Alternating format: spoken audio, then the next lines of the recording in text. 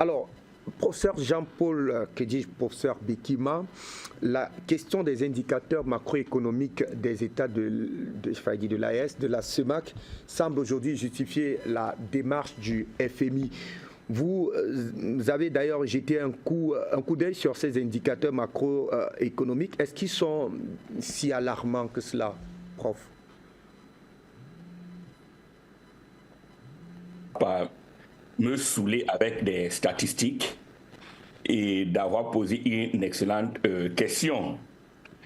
Donc, comme je vous l'ai dit au premier thème, que tout dépend du cadre conceptuel dans lequel on se place. J'ai regardé ce rapport, il est bien écrit, tout ce qu'ils disent est vrai, mais dans un cadre bien particulier.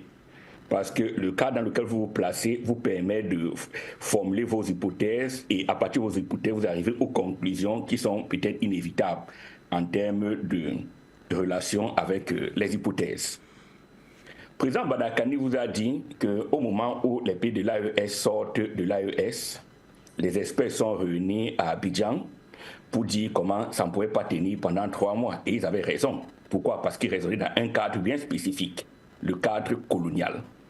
Donc tous vos indicateurs-là sont bons, mais dans un cadre colonial. Si on réfléchit en termes d'indigènes, oui. Et les conclusions sont inévitables. Mais voici donc le problème. On a besoin d'être un peu imaginatif. Dans ce rapport et dans les éléments qui suivaient, on a dit que, par exemple, le Congo est en état de cessation de paiement. J'ai une question à vous poser, ou à poser à tout le monde. Pour commencer, le budget est un document légal. Et le budget, une fois qu'un budget est voté, c'est l'argent qui est créé. Ça veut dire quoi? Si l'on vote Fabindoum, un budget que vous recevez, mettons 10 000 francs, vous avez le droit d'apporter ce document dans une banque et que la banque vous fasse un virement, même une avance d'argent sur la base du budget. C'est pour ça que quand un budget est voté, il est incompréhensible qu'on dise qu'un pays est en cessation de paiement quand le budget n'a pas été couvert. Parce que dans les pays, comparativement, dans les pays que vous dites développés, un État commence à avoir des problèmes de paiement s'il y a des dépassements budgétaires. Vous savez que l'Assemblée est obligée de se réunir pour faire ce qu'on appelle des rallonges budgétaires, pour que ça devienne un document légal. Comment se fait-il donc que dans nos pays, sans que les budgets ne soient couverts, on soit en cessation de paiement? Ça veut dire, les banques que nous avons autour de nous ne sont pas des banques qui travaillent pour nous. Ce sont des banques qui sont là pour faciliter les transferts de monnaie, de l'argent du propriétaire métropolitain, et que quand vous vous plaignez, ça veut dire que c'est l'argent des gardiens du temple ou de ceux qui doivent tenir les esclaves en ligne qui a un problème. Et c'est cette façon de penser qu'il faut changer. Si dans la réunion de demain, ils viennent repenser dans le cadre colonial, de dire on veut avoir accès au marché de capitaux, le FMI doit nous donner de l'argent, mais ils seront obligés de se soumettre aux solutions que le FMI va proposer. Privatiser, et je tiens à vous rappeler que l'Occident maîtrise très bien certaines choses. Vous avez entendu parler de l'armée des Mamelouks. L'armée des Mamelouks était une armée d'esclaves qui a fini par se réaliser que c'est nous qui avons les armes, et il a fini par dominer. S'il y a une chose que l'Occident ne veut pas, c'est de faire en sorte que leurs gardiens qu'ils ont mis à la tête de nos États puissent avoir les moyens d'être têtus.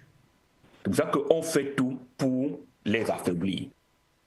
Si demain, à la réunion, changez un peu la question, si ces pays-là demain se réunissent et disent qu'ils ne veulent pas, et qu'au besoin, ils vont sortir CFA, qu'est-ce que la France pourra faire? C'est ça la question. Quels sont les moyens que la France a? Puisque c'est la France qui est derrière ça, la France est le broker derrière. Qu'est-ce que la France va faire?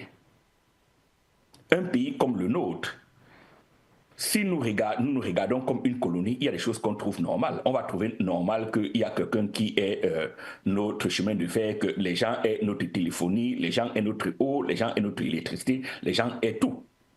Pourquoi? Parce qu'on se regarde comme des indigènes et que tout ce qu'on veut, c'est d'améliorer légèrement notre condition d'indigène. Mais si on commence à penser comme des gens libres, et quand vous regardez l'AES, l'une des raisons, c'est quoi? Le principe du maître et de la domination est de ne jamais laisser l'occasion à l'esclave d'apprendre à marcher seul. Si demain il regarde, dit, mais attends, mais les pays nous appartiennent. Pourquoi est-ce qu'on peut avoir des problèmes d'argent lorsque nous avons du pétrole, nous avons de l'or, nous avons du manganèse, nous avons ceci, nous avons cela, et puis ils réfléchissent en ces termes. Même la façon dont on conçoit nos budgets. Mais le problème vient de là. On conçoit le budget en dehors de tous les éléments de richesse. On dit on va taxer le petit citoyen et puis on va partir emprunter de l'argent. Pourquoi est-ce que la Chine conçoit son budget comme la France conçoit son budget? Est-ce que les États-Unis conçoivent leur budget comme l'Arabie Saoudite conçoit son budget? Nous avons des problèmes fondamentaux qui demandent des réflexions fondamentales. C'est-à-dire qu'il y a tout un changement de paradigme et il se contente que ça commence à s'opérer à l'AES. C'est pour ça que l'AES fait peur. Parce que si l'AES réussit, tout le monde apprend. Comment est-ce qu'on sort de la domination? C'est ça l'enjeu. Donc, quand on apporte, je vous ai dit qu'il y a un débat et on commence à dire l'indicateur de ceci, on a de le fausser. Parce qu'il y a un très beau livre qui est Comment mentir avec les statistiques. Ça veut dire on le conditionne, on vous force à réfléchir dans un certain cadre. Et c'est ce cadre-là que moi je rejette. Je n'accepte pas la façon dont les choses sont conçues. Vous ne pouvez pas avoir des pays aussi riches que le Cameroun, le Congo, la RCA, le Tchad, la Guinée équatoriale, le Gabon. Et on a des problèmes d'argent. D'où vient-il que l'Espagne, comment se fait-il que l'Espagne puisse avoir un budget plus élevé que ces pays? Qu'est-ce que l'Espagne produit? Qu'est-ce que l'Espagne a? Pourquoi est-ce qu'on ne se pose pas de bonnes questions? Mais tout ça, ces manœuvres de la France vont finir parce que la France est dans une situation désastreuse. L'argent russe qu'ils essaient de voler, ils auront de plus en plus du mal. Ils n'ont pas de niche où aller récupérer de l'argent et honorer leurs engagements internationaux.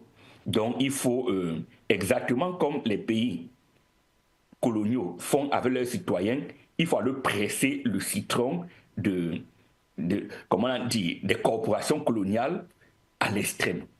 Mais cela va s'arrêter.